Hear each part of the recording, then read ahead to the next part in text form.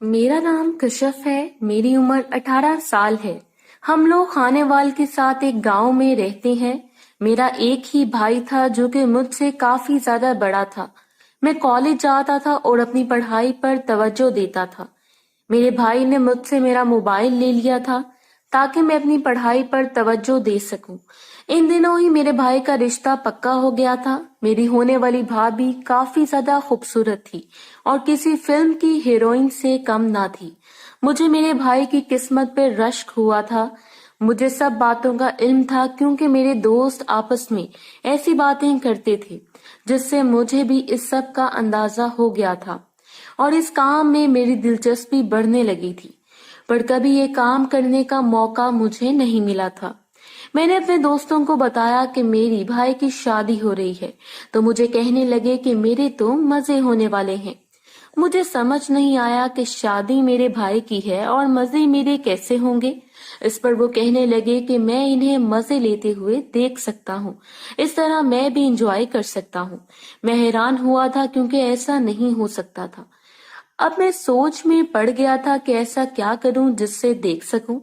जिस दिन मेरे भाई की शादी थी, इसकी पिछली रात को जब सब सो गए तो मैं अपने भाई के रूम की जानिब गया और मैंने इसके रूम में एक सुराख कर दिया।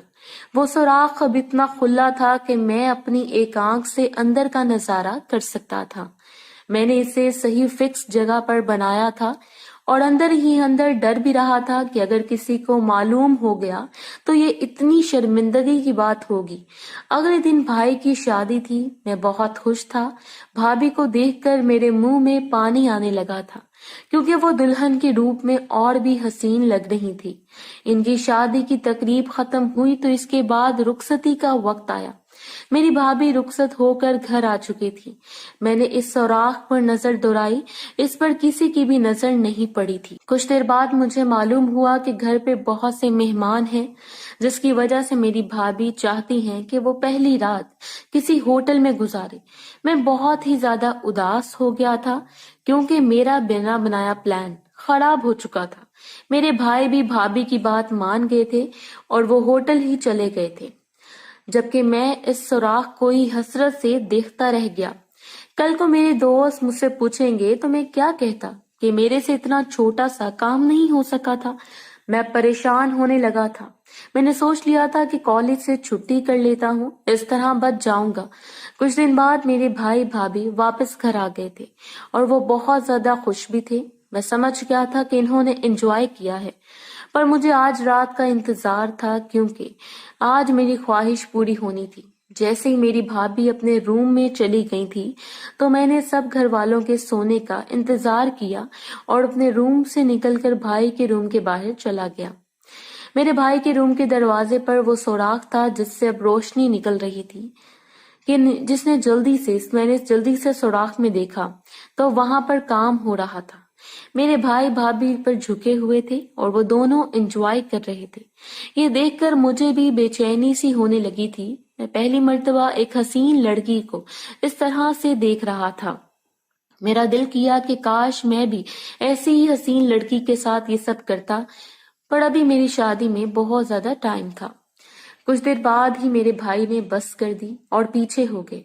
इन्होंने वो छोटी लाइट भी बंद कर दी थी। मैं जान गया था कि ये फिल्म तो खत्म हो गई है। मैं वापस अपने रूम में चला गया था। अब मेरा रोज का मामूल था। मैं जब भी सब सो जाते तो रात को इस तरह छुप कर देखने लगता था। मेरे अंदर की बेचैनी रफ्ता रफ्ता बढ़ने लगती थी। कुछ दिन बाद मेरे भाई भाभी हनीमून पर चले गए थे। मैं फिर से बोर हो गया था, पर इनके दरवाजे के नीचे मैं एक और सुराख कर दिया था जिसकी मदद से मैंने खुद को सुकून देने का सोचा था। अब मैं इन दोनों की वापसी का मुंतजिर था ताकि जैसे वो दोनों वापस आएं तो मैं फिर से इन्हें देखकर इस बार खुद को भी सुकून दे सकूं। मैंने अपने दोस्तों को भी बताया था कि कैसे मैं ये सब देखने में कामयाब हो गया था। मेरे दोस्त भी हैरान थे कि मैं ये सब कैसे कर पाया, पर मैंने इन्हें ना बताया। वो समझने लगे कि मैंने इनके रूम में कोई खुफिया कैमरा लगाया होगा। मैंने इनसे कोई बात ना की। कुछ दिन के बाद वो दोनों वापस आ गए तो मैं फिर से शुरू हो गया और वही हरकत करता था, लेकिन इस बार मैंने खुद को सुकून देना भी शुरू कर दिया था। اوپر والے سوراخ سے میں اندر کا نظارہ دیکھتا، جبکہ نیچے والے سوراخ سے میں خود کو سکون دے کر اپنی طلب بھی کم کرتا تھا۔ مجھے بہت مزہ آنے لگا تھا۔ یہ سب کر کے میرے اندر کی بے چینی کم ہوتی جا رہی تھی، پر میرے بھائی نے جلدی سے کام کیا اور وہ دونوں سونے لگے تھے۔ اندر کی لائٹ بھی بند ہو گئی تھی۔ مجھے بہت دکھ ہوا تھا کیونکہ میں اور بھی نظارہ چاہتا تھا، پر ایک دفعہ مجھے یہ حرکت کرتے ہوئے میری بھابھی نے دیکھ لیا تھا، پر اس نے کوئی رد عمل ظاہر نہ کیا، بلکہ اب وہ اپنی آوازیں مزید بڑھانے لگی۔ مجھے ڈر لگ گیا تھا کہ کہیں وہ یہ سب میرے بھائی کو نہ بتا دے۔ میں فوراً ہی اپنے روم میں آ گیا تھا۔ اگلے دن احتیاطاً اپنی بھابھی سے میں نے بات کر لی تھی کہ میں نے یہ سب کیا ہے، تو آپ میرے بھائی کو بالکل بھی نہ بتانا، نہیں تو وہ مجھ پر اور بھی پابندیاں لگا دیں گے۔ میری بھابھی کہنے لگی کہ مجھے ان سب کا شوق کب سے ہوا ہے، پر میں نے ان کو کہا کہ مجھے کوئی شوق نہیں ہے، بلکہ میرے دوستوں نے ڈیئر دیا تھا جسے میں نے ہر حال میں پورا کرنا تھا، اور وہ ڈیئر یہی تھا کہ میں ان دونوں کو چھپ کر دیکھوں، اس لیے میں نے یہ سب کیا ہے۔ میرے اس جھوٹ پر میری بھابھی نے کچھ نہ کہا اور چپ چاپ مان گئی۔ کچھ دنوں تک میں نے اپنی حرکت روک دی تھی، مجھے بہت طلب ہونے لگی تھی، میں بہت اداس رہنے لگا تھا، پر میری بھابھی کے ساتھ میری اچھی خاصی بن گئی تھی۔ جب ایک دن وہ مجھے کہنے لگی کہ اگر میں چاہوں تو دوبارہ سے یہ کام شروع کر سکتا ہوں اور وہ کسی کو بھی نہیں بتائیں گی، میں ان کی بات پر حیران ہوا، پر چپ ہو کر دوبارہ یہ کام کرنے کی حامی بھر لی۔ لیکن اب میری بھابھی یہ دیکھ رہی ہوتی تھی کہ میں نے دیکھ رہا ہوں۔ ایک دن اچانک سے میری بھابھی نے نیچے والے سوراخ میں کانٹے رکھ دیے، جس کی وجہ سے میں حرکت کرتے ہوئے زخمی ہو گیا تھا۔ میرا درد سے برا حال ہو گیا تھا۔ مجھے ایسا لگا جیسے بھابھی نے مجھے میری اس حرکت کی سزا دی ہے۔ میں کراہنے لگا تھا اور واپس چلا گیا تھا۔ میں اگلے دن درد کی وجہ سے کالج بھی نہیں جا سکا تھا اور سر درد کا بہانہ بنا کر ایسے ہی پڑا رہا۔ مجھے بھابھی پر بہت ہی غصہ آنے لگا تھا۔ میرا دل کیا تھا کہ میں ان سے بات کروں اور ان کو بتاؤں کہ ان کی وجہ سے مجھے کتنی چوٹ آئی ہے، پر میں چاہ کر بھی اس جگہ کی چوٹ نہیں دکھا سکتا تھا۔ میری بھابھی کو بھی میرا احساس ہونے لگا تھا۔ انہوں نے ایک دن مجھ سے پوچھ لیا تھا، جب میں نے انہیں بتایا کہ ان کی وجہ سے مجھے کتنا درد برداشت کرنا پڑا ہے، وہ بھی شرمندہ ہونے لگی تھی اور کہنے لگی کہ وہ بھول گئی تھی اس شرمندگی کی وجہ سے۔ اب وہ مجھ سے کہنے لگی کہ وہ میرے زخم پر شہد لگائیں گی۔ میں نے بہت ضد کی کہ میں یہ نہیں کروا سکتا، پر وہ کہنے لگی کہ اس کی وجہ سے زخم ہوا ہے تو وہ ہی شہد لگائیں گی اور اس شہد سے مجھے بہت سکون ملے گا۔ انہوں نے یہ نسخہ موبائل سے دیکھا تھا، میں بھی ان کی منتوں کی وجہ سے تیار ہو گیا تھا اور اب وہ مجھے جھک کر شہد لگانے لگی تھی۔ میری بھابھی نے اس وقت بہت ہی کھلی قمیص پہنی ہوئی تھی، جس کی وجہ سے میں ان کے حسن کو جی بھر کے دیکھنے لگا تھا۔ اب مجھے ان کے چھونے سے سکون مل رہا تھا۔ میرا دل کیا کہ بھابھی میرا یہ کام کرتی ہی رہیں اور کبھی نہ رکیں۔ میں اپنے دل کے ہاتھوں مجبور ہو گیا تھا اور ان کے حسن کو چھونے لگا تھا۔ میری بھابھی نے مجھے منع نہیں کیا تھا، بلکہ وہ مہارت سے میرے زخم پر شہد لگا رہی تھی۔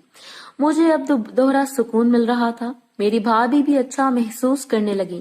جب بھی وہ گہری سانس لینے لگی، میں نے انہیں پکڑ لیا تھا اور اب ان کے ساتھ کام کرنے کی کوشش کرنے لگا۔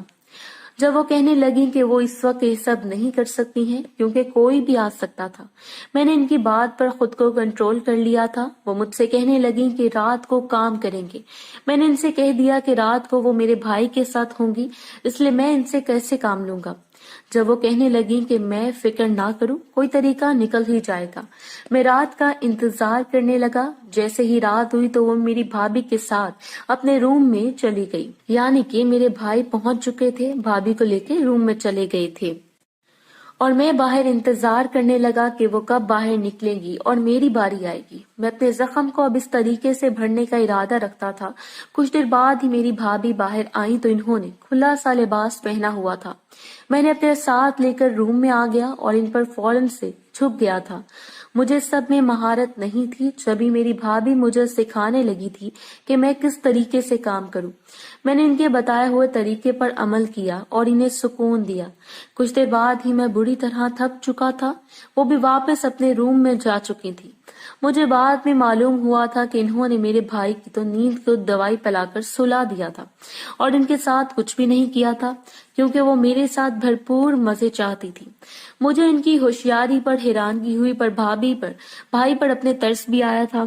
اب جب بھی میری بھابھی کو میری ضرورت ہوتی تو وہ مجھ سے کام لینے لگ جاتی تھی۔ مجھے سمجھ لگ جاتی تھی کہ میرے بھائی ان کے لیے کافی نہیں ہے، جب بھی وہ میرے پاس آتی ہیں، پر مجھے بھی اپنی طلب کم کرنی تھی۔ اس طرح میں بھی خود کو سکون دیتا تھا۔